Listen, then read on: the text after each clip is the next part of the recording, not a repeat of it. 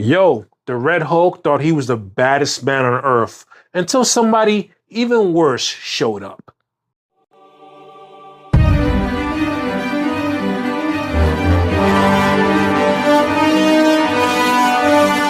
So we kick things off in Siberia, and yo, it's complete chaos.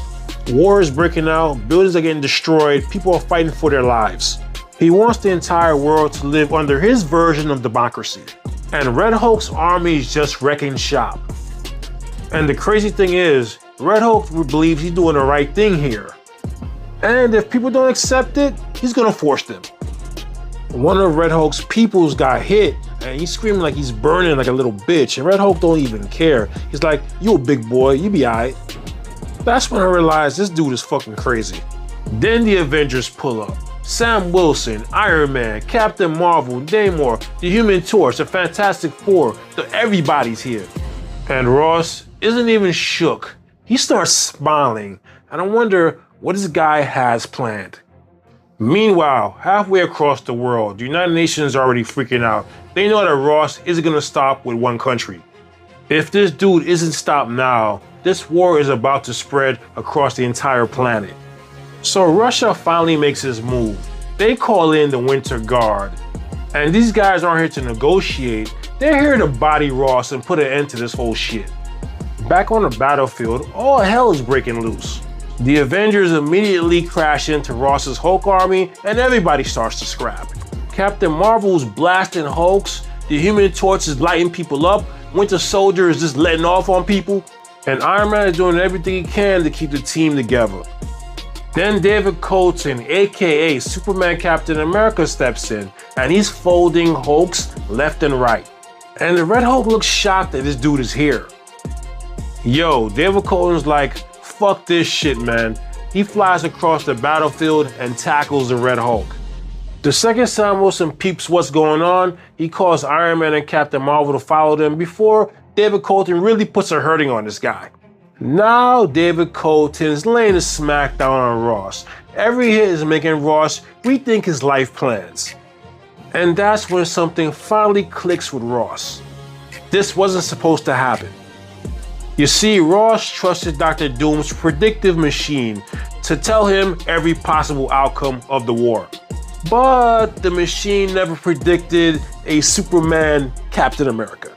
Now Ross has a big problem. He can't beat David Colton straight up, so he's finding other ways to beat this guy because if he continues the way he's going on now, he's gonna get fucked up.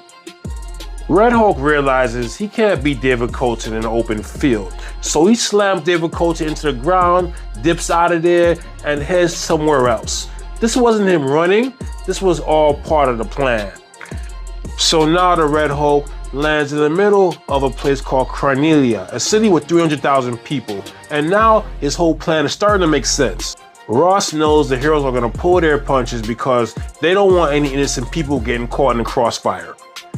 But the problem is, I don't think David Colton gives a rat's ass who gets caught in the crossfire. Meanwhile, Wolverine, Black Panther, and Namor are putting the smackdown on A-Bomb. They're beating this dude so bad, something feels off. Normally Hulks have healing factors, but A-Bomb isn't healing at all. This dude is literally dying right in front of them. At the same time, David Colton is causing so much destruction that an entire skyscraper with over 120 people inside starts to collapse. Now Iron Man has to stop fighting and save children, while Captain Marvel has to literally hold the building up with her bare hands. At this point, Iron Man is like, yo, get Ross out of the city. Because the more they keep fighting, more innocent people get caught in the crossfire. So David Colton gave Red Hulk one box and knocked his ass right out of the city. They take the scrap in the middle of nowhere, and that's when David Colton snaps. No civilians, no distraction, just David Colton beating the brakes off of Ross. David Colton is about to finish Ross once and for all, then you hear a click. The Winter Soldier comes in and points his stick right at David. Iron Man flies in there, stops David from killing Ross and says he needs to go to trial. David isn't trying to hear none of that. This dude straight up tells the Avengers, y'all talk too much, shut the fuck up. and punches Iron Man in the chest and caves his armor in. And David says something that caught me completely off guard.